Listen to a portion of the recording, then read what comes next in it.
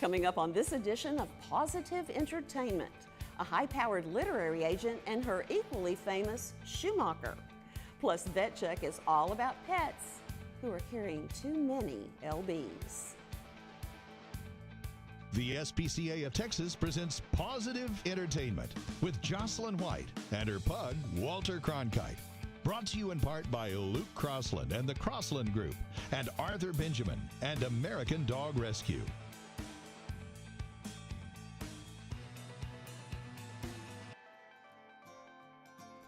Hello everybody, I am Jocelyn White with Walter Cronkite Pug of Texas, and we are thrilled that you're joining us for the 4th episode of this groundbreaking show.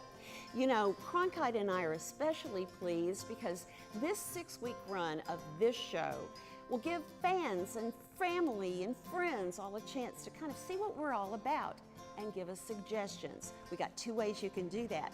You can go to our website at www.pawsitiveentertainmenttv.com or go to our Pawsitive Entertainment Facebook page.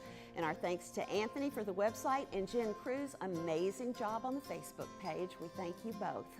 Coming up on today's show, Mission Plausible is an update on Sweet Phoenix and what's happened to him. And you'll meet Chester, who was the inspiration for our Working Like a Dog segment in the first place. Later still, the spotlight is on Paws for People.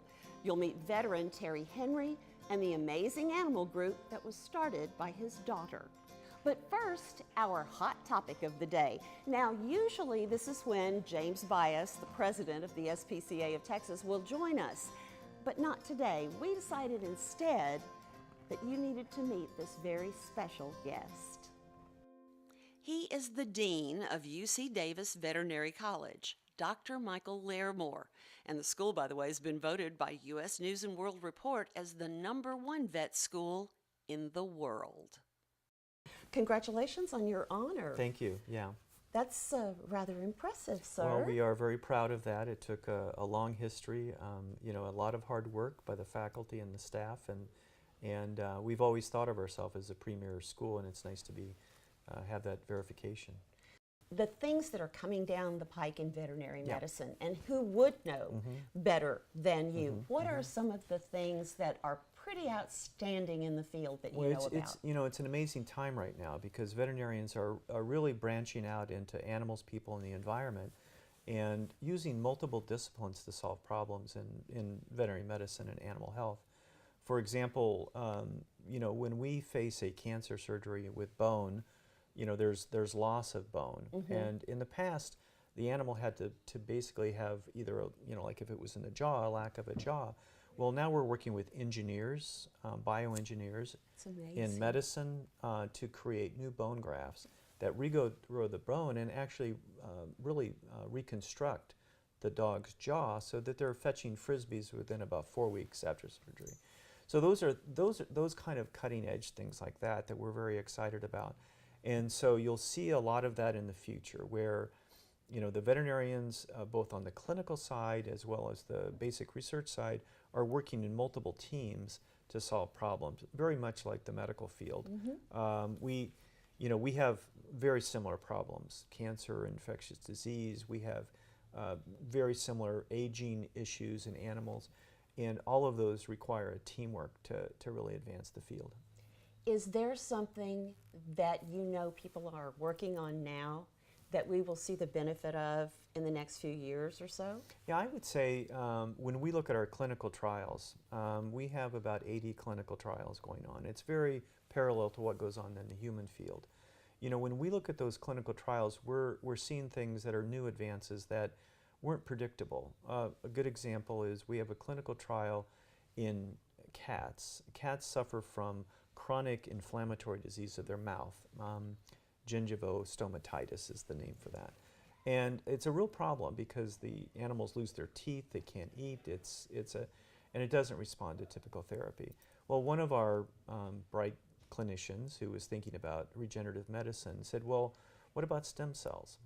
And stem cells from our bodies home to sites of inflammation. So that was the logic behind it.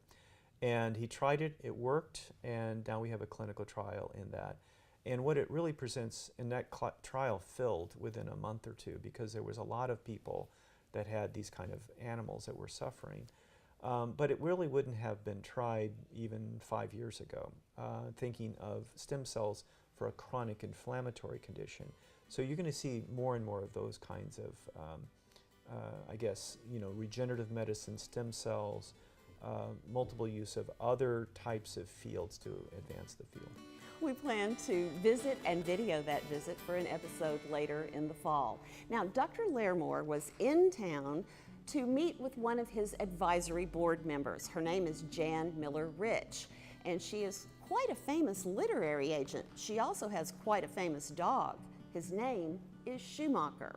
We caught up with one of my longtime best friends and one of hers. It's time for pets and their people.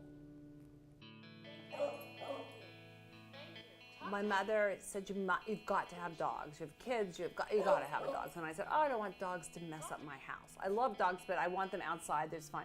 And she said, I'm serious, I want you to have, for sure, a lab. You've got to have a lab. I said, no, lab's way too large. Beagles were so cute, and they were athletic, and they were small, and they stayed cute. You know, God made them so cute, even though they're naughty. I always say that, they're so cute, but they're naughty.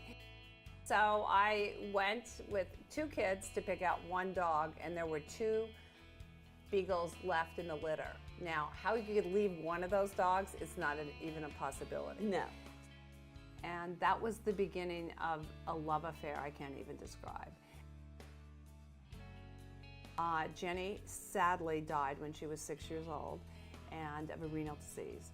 And through Jenny, though, we've kept her legacy just so alive and so important, because when she had a renal disease, we decided that we had to do something. She was too young of a dog not to take the responsibility for trying to save her life. Right. Pancreatitis did end her life, but through her name and through Jenny, which is now the Jenny Rich Hemodialysis Center at UC Davis, the #1 veterinary school in the country and the world, I might say that. We've saved a lot of lives. So I'm proud of that. And the whole time, the entire time that we were in California, taking care of Jenny, Schumacher was there, which is very funny. So if you had to describe Schumacher, what would you say? I would say he's a model, he's a philanthropist, and he's a publicity hound. We totally get In fact, actually, that's going to be his book, Model, Philanthropist, and Publicity Hound. When you think about what a difference he's made in your life, because you have a great husband and you've got great kids and you've got a very busy, full life, but there is a special place. There is. It's even more than so special. It's so significant because it's the enthusiasm, and Shu's a little aloof. I mean, he is not like a snuggle dog.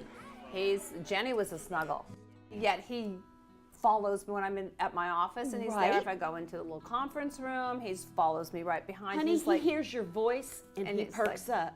Yeah, his hearing's not as great as it used to be. That's the only thing. But he's 100% healthy, and he's been one of the greatest joys of my life, I can honestly say. And so I'm grateful every single day because my mother encouraged me to you have to have a dog in your life. Still ahead, what to do about fat cats and dogs and horses. Oh my, that's in Vet Check. And this golden retriever named Chester is working like a dog.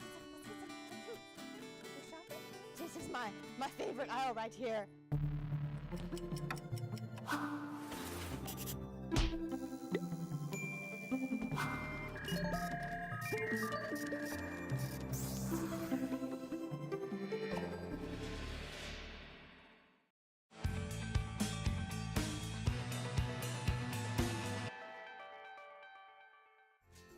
Pawsitive Entertainment continues. I've read several places that pets like Cronkite want to have jobs to do. He patrols the premises and peruses the crowd just to make sure nobody gets too close to Mama. There's a dog at City Vet in Preston Royal who gave me the idea for working like a dog in the first place. He's a golden retriever named Chester. This is Chester, City Vet. What's the backstory? Chester was a golden retriever rescue puppy from the North Texas Golden Retriever Rescue. My first job, we did a lot of golden retriever rescue work, and he came in one day when he was about 10 months old to get neutered. Didn't have a home, and I just absolutely fell in love with him and adopted him. And he's come to work with me every day ever since then. He's kind of grown up in the veterinary business and has been a great companion to me and to my clients as well, and he's just a wonderful guy. Now, labs are listed as one of the top 12 smartest of dogs. Chester is also very well behaved. He is. You know, we did some training with him when he was younger, when he was, 10 months to about 2 years old, because in the beginning he had some normal puppy behavior, a little bit destructive, a little bit crazy, jumped on people. Rough start, maybe, but look at how well he's turned out. Such a good, well-mannered young man. When I first started bringing him to work with me as a puppy, I kept him, in a cage because I didn't want him just running around loose, and he was younger and a little bit more curious then.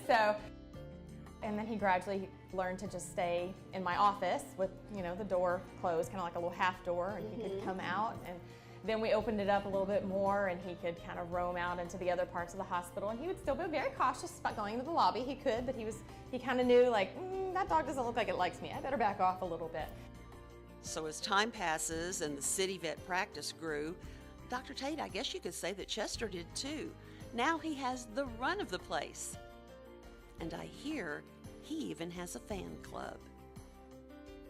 Clients love him. People who aren't clients love him. And he does. He greets everyone that walks in the door, people and animals alike. But he knows who to come up to, who not to come up to. He'll console people when they're sad. I mean, he is like the most intuitive dog. He's very human-like, and I know a lot of animal owners say that. Of course, I'm a vet, so I'm probably partial, but he really is just a gentle giant and just a sweet, sweet boy. So now Chester has a few health hurdles to cross, but the outlook is pretty good. The future has to be bright because you just gotta smile when Chester is around. He is 12 years old, and he actually has lymphoma right now, which we've been treating with fairly good success for the past few months. And he's been doing well with his treatment and seeming to feel pretty good. So, he's a 12-year-old golden retriever, and I'm reasonable, but if I can get every good minute with him I can, I'm going to. And I know, the day he's not here will be a sad day. He'll be missed by so many people. He could stay home and just hang, but let's face it, that's not Chester's style. I leave him home every once in a while. I'll leave him at home, and it's usually if my son has the day off and he's at home and he wants to play with him. But Chester gets upset when he's left at home. If I go to the door and get my stuff, he comes to the door and looks at me like, "Wait, what? You're leaving without me? I don't think so," and kind of gives me this forlorn little look. So, and the couple times I've left him at home and he's not been here, boy, I get complaints from people. "Where's Chester? What do you mean he's not here today? He's at home? Well, my daughter wanted to feed him a treat." He has his own little fan club. It's great. It makes me feel very good. Dr. Troy Cobb is a superstar vet. He just picked up a huge award from VCA Animal Hospitals, and he happens to be at the VCA Central Expressway Hospital in Dallas. It's time for Vet Check. There are a lot of charts that show dogs and cats and what their proper weight is and size looks like, because most of us just don't realize that our pets are overweight. The majority of pets in America, I think it's anywhere from 60 to 80%, are not their ideal weight.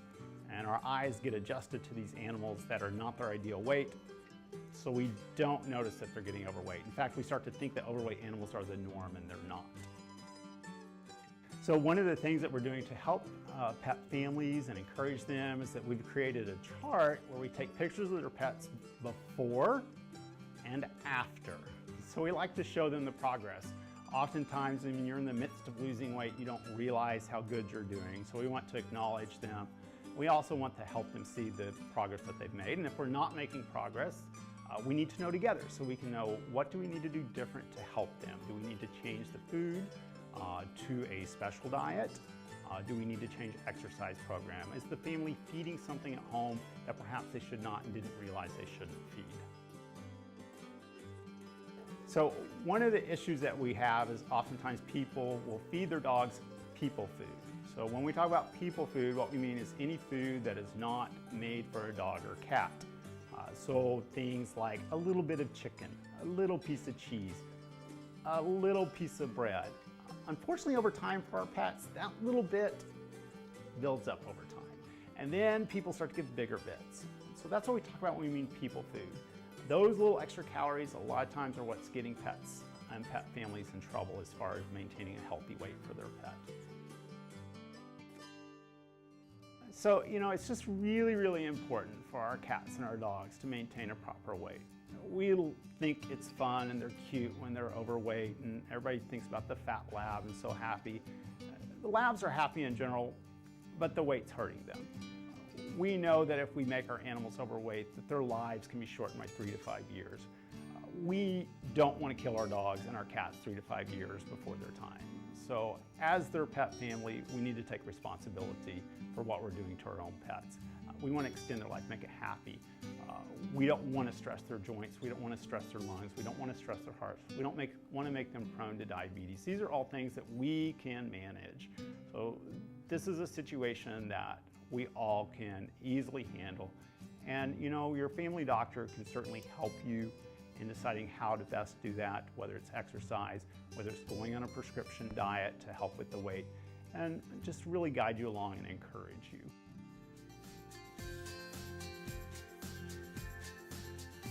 Still ahead on today's show, Art Munoz and his team are Mission Possible. Plus, a little girl's dream to help her veteran dad becomes true and changes lives. All of that and more when Pawsitive Entertainment returns.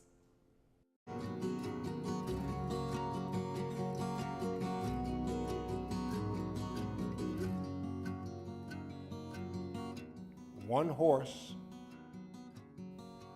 one rider changes everything.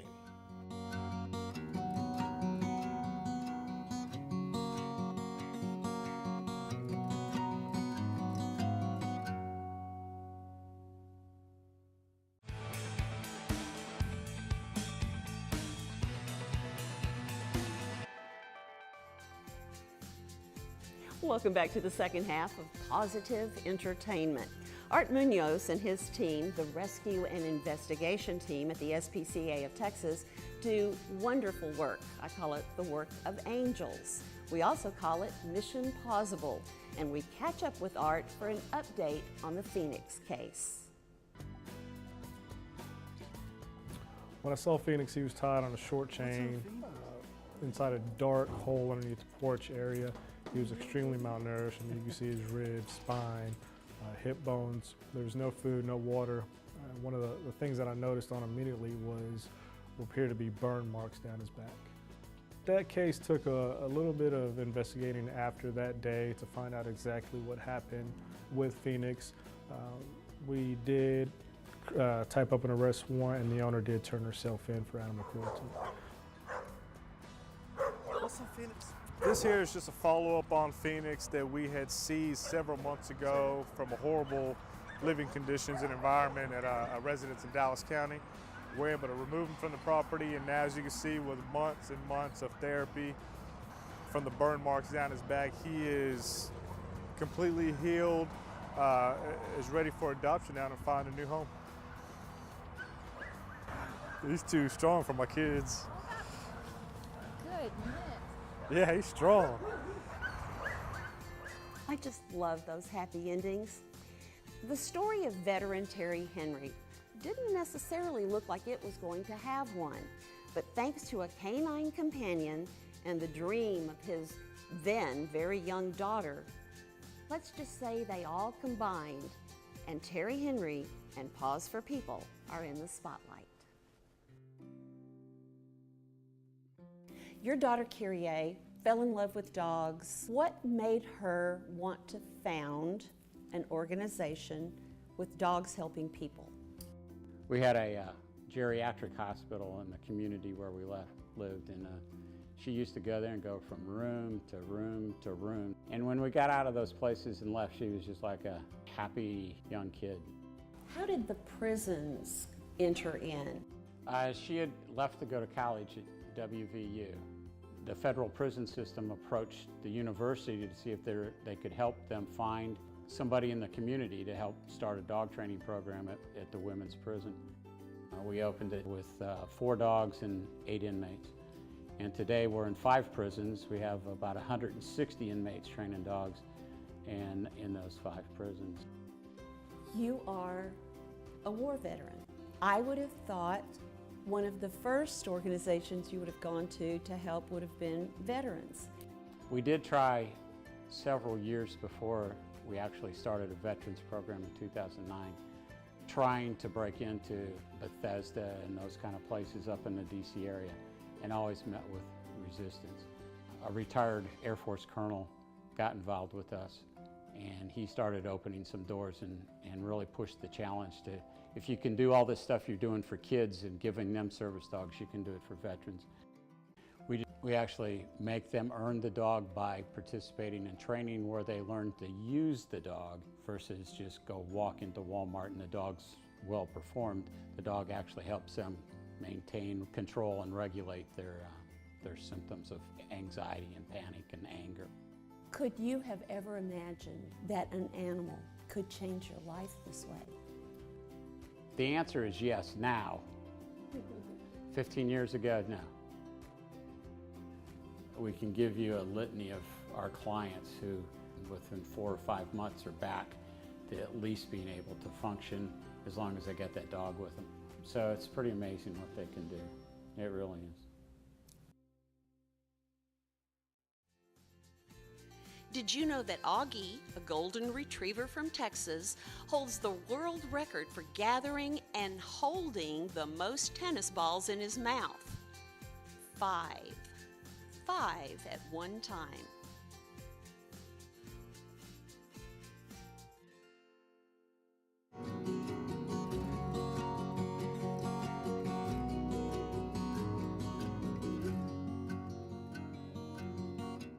One horse, one rider changes everything.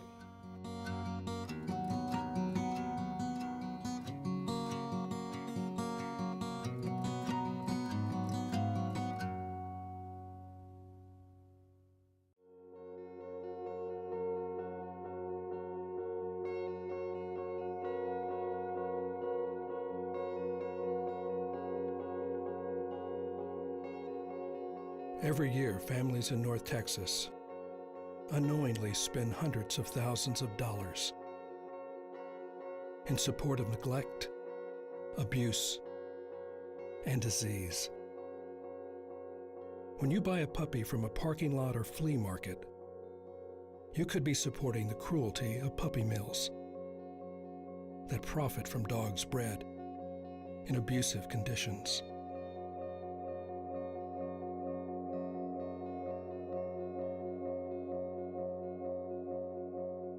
Puppy mills thrive on deception. They hide the harsh reality, so a cute puppy is all you see. Help us stop the cycle. To learn how, go to spca.org/no-puppy-mills and take the Puppy Pledge.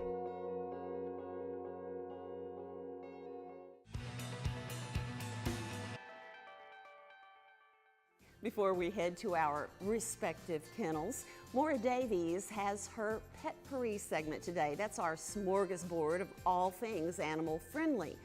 Well, this one, let's just say, can help make life with your pet picture perfect.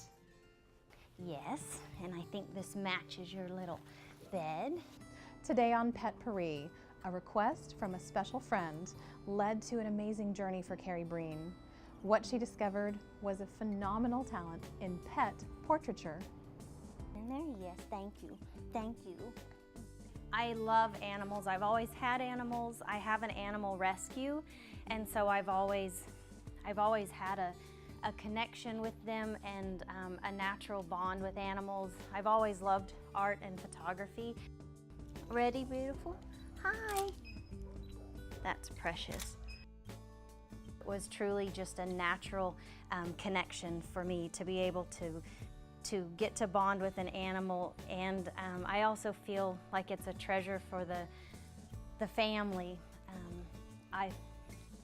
I want to give them something to always have of their baby. I feel like they're a child, and that way they get to have portraits in their home of their little furry kid, and then one day when they don't have them, I think it makes for a lovely keepsake. This one, for example, I got a phone call from a gentleman, and he said, I got your number and I wanted to know if you could meet me tomorrow to photograph my dog. And I said, my schedule's booked, I'm so sorry, is there a day next week that works for you? And he said, well, I'm putting my animal down tomorrow, my girl Southpaw, and he said, I wanted to get a portrait of her first, so I'd always have it. So I thought, you can do this, Carrie, and I said, of course, I'll meet you first thing in the morning.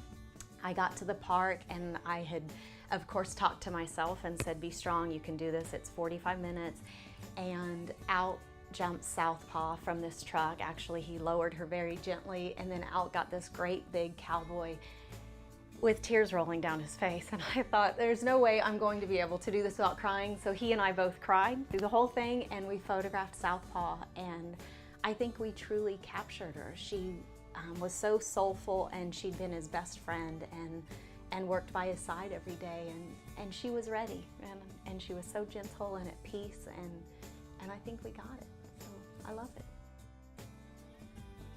It's a beautiful connection for me to be able to use my art and my love for animals as a career.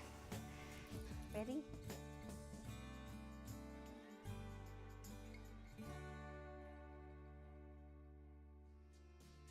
You just ask a person about the pet in their lives and they're going to want to show you a picture. Wouldn't that be some kind of picture? Cronkite and I want to thank you for taking this half hour to be with us today. We hope you'll tell a friend and join us again next Saturday at noon right here on Channel 8. And we are social media savvy, so check us out on any of the available Pawsitive Entertainment venues. Think positive, everybody. We'll see you next Saturday. High five, bud. Good job. That's Mama's boy. I received a note today from someone that said, oh, don't forget Schumacher should attend. And I said, oh, I have to check his calendar. Because he really does. No, he actually is quite famous. It's a gentle old man that loves his baby, and I think she loves him too. And so it just made for a better shot. Pawsitive Entertainment has been brought to you in part by SPCA of Texas, the Crossland Group, and American Dog Rescue. Special thanks to Illume Park, Dish, and Cafe Pacific. Jocelyn's wardrobe provided by Tootsie's. Hair by Casey at De Novo Salon. Cronkite's neckwear by teacup2docharm.com.